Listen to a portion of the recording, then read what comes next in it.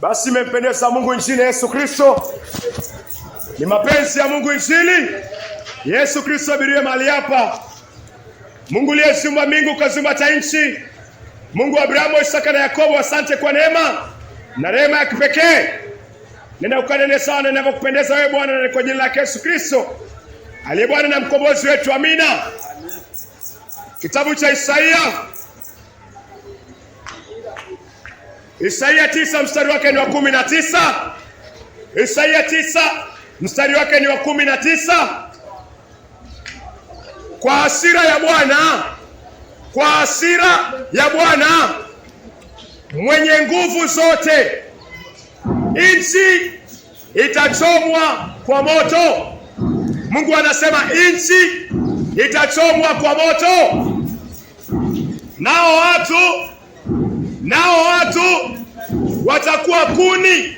Watu watakuwa kuni za kuchochea moto. Mungu anasema kwa kitabu cha Isaia. Mungu anasema kwa kitabu cha Isaia,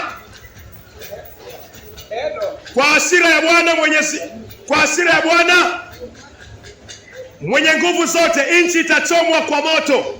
Nao watu, Mungu anasema nao watu ni nani? Wewe ni mtu, mimi ni mtu. Mungu anasema nao watu watakuwa kuni. Watu watakuwa kuni, wanadamu watakuwa kuni.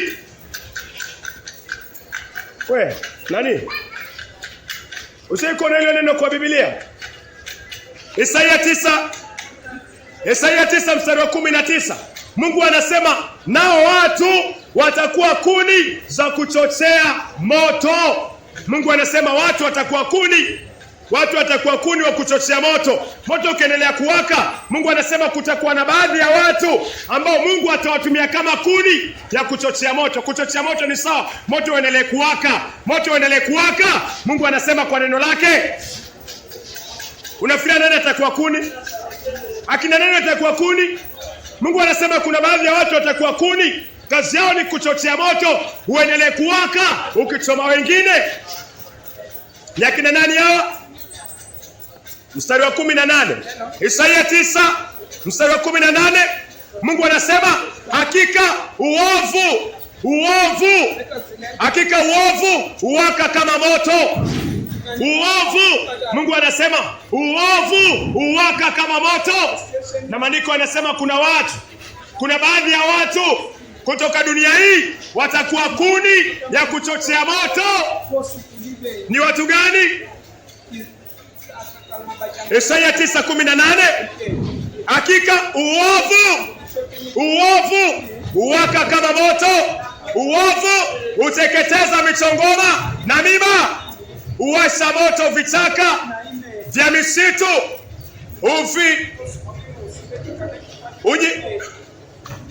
Hujiviringisha kuelekea juu kama nguzo ya moshi. Mungu anasema watu waovu ndio watakuwa kama kuni. Watu waovu watakuwa kuni ya kuchochea moto. Wengine wakiteketea, Mungu anasema kuna wengine watakuwa kama kuni. Watu waovu watatumika kama kuni. Watu gani watakuwa kama kuni? Mtu mwovu ni mtu gani? Wagalatia 5:19. Kama unaishi matendo haya, kama njia zako na zangu ni hizi, basi jua wewe ni kuni. Jua wewe ni kuni. Wewe ni kuni. Mungu anasema watu waovu watakuwa kuni ya kuchoma wengine. Waovu wanafananaje? Usitumie mawazo yako. Waovu wanafanana hivi. Hao ndio watakuwa kuni. Wagalatia 5:19.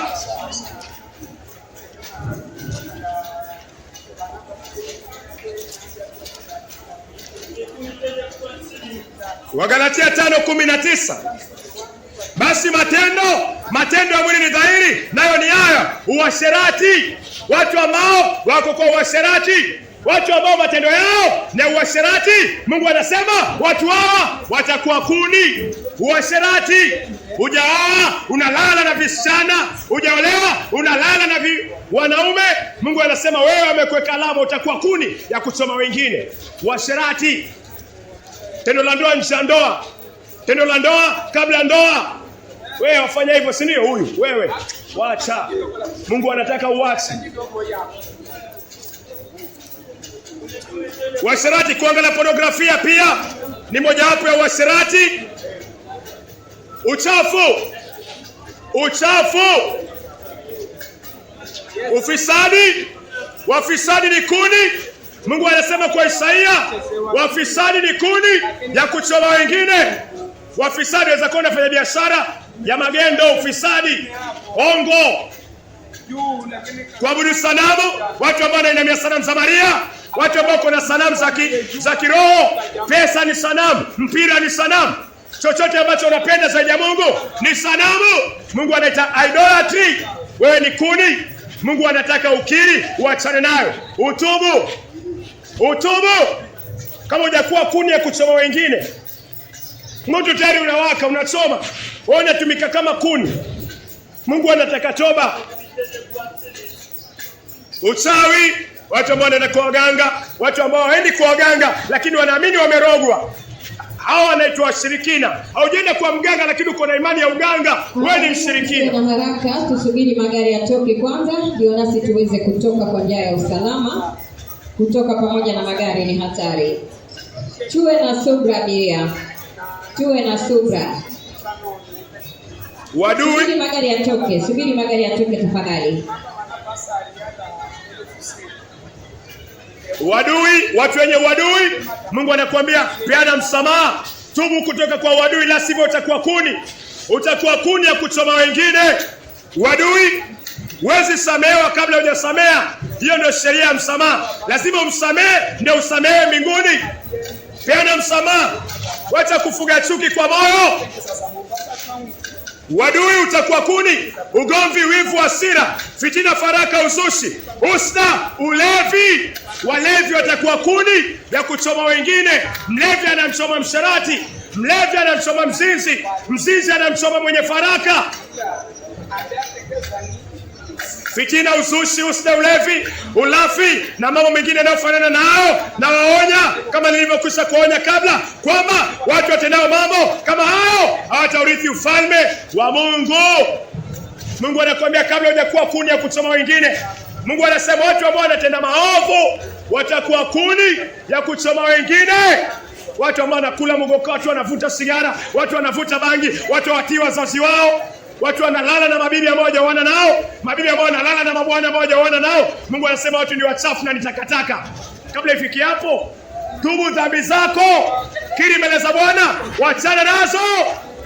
Wapenda tujibilishe kutoka tafadhali, na tuzidi kuegemea upande wetu wa kulia. Tembea upande wako wa kulia, kwani ndio sehemu salama iliyotengewa abiria. Tujibilishe tafadhali tunapotoka kwa feri, na tuwe waangalifu. Tusisahau mizigo yetu ndani ya feri. Uliyebebewa mzigo tutakuomba uandamane na mbebaji kwa sababu za usalama wa mzigo wako. Mtoto mshike mkono, beba mtoto abiria, msije mkapoteana. Juu kwenye ngazi na pale nyuma tunaomba mshughulike ili muweze kutoka, na mzidi kuegemea upande wa kulia. Upande wa kushoto nafasi ya abiria mwenzako aweze kuingia kwa feri. Mungu anakuita utubu. Marko 1:15, Marko 1:15 akisema wakati umewadia, ufalme wa mbinguni umekaribia, tubuni. Kutubu ni kugeuka kutoka kwa njia mbaya. Maandiko yanasema tubuni. Kutubu ni kugeuka kutoka kwa njia mbaya. Njia mbaya unaijua, machafu unayajua yale unayafanya. Pornografia unajua wakati wa gani unaiangalia. Masturbation unajua wakati gani unafanya. Chuki unajua iko kwa moyo. Unalala nao mke mmoja unaona naye. Mungu anakuambia geuka kabla hujakuwa kuni. Uchafu wako unaujua, uwizi unaujua, magendo ambayo unayafanya unayajua. Wajua wewe kwenda kwa waganga unajua. Wengine baadhi yenu mko hapa na mumelala na waganga. Sisemi nyote, lakini kuna wanawake ambao wana heshima, wanalala na waganga, wako radhi wapate chochote kile. Mganga akikwambia tulale pamoja, ndio wewe nani? Wewe. Sunaona? Mungu anataka toba, geuka. Kutubu ni kugeuka kwa njia mbaya na kuachana nayo. Kutubu ni kugeuka kwa njia mbaya na kuachana nayo. Hiyo ndio kutubu. na ya mwisho ni kumwamini Yesu Kristo. Musa alichinja mwana kondoo, Daudi alichinja mwana kondoo, Sulemani alichinja mwana kondoo, Abrahamu alichinja mwana kondoo, manabii na mitume walichinja mwana kondoo. Mungu akamtoa kondoo katika Agano Jipya. Yohana 1:29. Siku ya pili yake Yohana muona Yesu anamjia. Yohana akasema tazama mwana kondoo wa Mungu aichukuae dhambi ya ulimwengu. Kwa Agano Jipya Yesu anakuja kama yule kondoo wa Musa. Kwa Agano Jipya Yesu anakuja kama yule kondoo ambao Daudi alikuwa anatoa, Sulemani alikuwa anatoa, Abrahamu alitolewa na Mungu. Yesu alitolewa kama huyo kondoo. Bila huyo kondoo utabaki na dhambi na utaingia jehanamu. Huyo kondoo anaitwa Yesu Kristo aliyekuwa msalabani. Kwa sababu kondoo wa Musa alikuwa lazima achinjwe. Yesu amekuja kama kondoo, lazima aende msalabani. Msalabani anaenda kufanya nini? Nani anampeleka Yesu msalabani? Usherati wako, usinzi wako, chuki yangu, hasira yako, matukano yako, kutotii wazazi kwako, ndio kulikuwa kwa Yesu Kristo. Yesu kama kondoo akaenda msalabani. Kondoo alikuwa anachinjwa. Yesu alipigwa misumari, damu yake ikatoka. Dhambi zako na zangu zioshwe kwa damu yake. Yesu anakuita uamini. Hiyo ndio kuamini. Kuamini kwamba dhambi zako zote zimekuwa kwa Yesu Kristo. Mungu anakuita uachane nazo na weke imani kwa Yesu Kristo. Damu yake ilimwagika, ndio ilimwagika. Kwa nini ilimwagika? Mathayo 26:28. Hii ndio damu yangu ya agano imwagikayo kwa ajili ya wengi kwa ondoleo la dhambi. Damu ya Yesu ilimwagika ili dhambi iondolewe. Damu ya Yesu ilimwagika ili dhambi iondolewe. Mungu anakuita, amina. Mungu anakuita ugeuke kwa dhambi, kwa kuitubu. Manake damu ishamwagika tayari. Damu ya Yesu Kristo ishamwagika tayari. Mungu anakuita utubu, ugeuke kwa njia mbaya, uachane na mwenendo mbaya, mwamini Kristo, upate ondoleo la dhambi, upokee kibali, upokee zawadi ya Roho Mtakatifu na uishi maisha matakatifu na udhihirishe imani hiyo kwa ubatizo wa maji mengi. Mungu anakuita ugeuke kwa njia mbaya. Kutubu ni kugeuka kwa njia mbaya. Kutubu ni kugeuka kwa kile kiovu na kuachana nacho na kuweka imani kwa Yesu Kristo. Amina.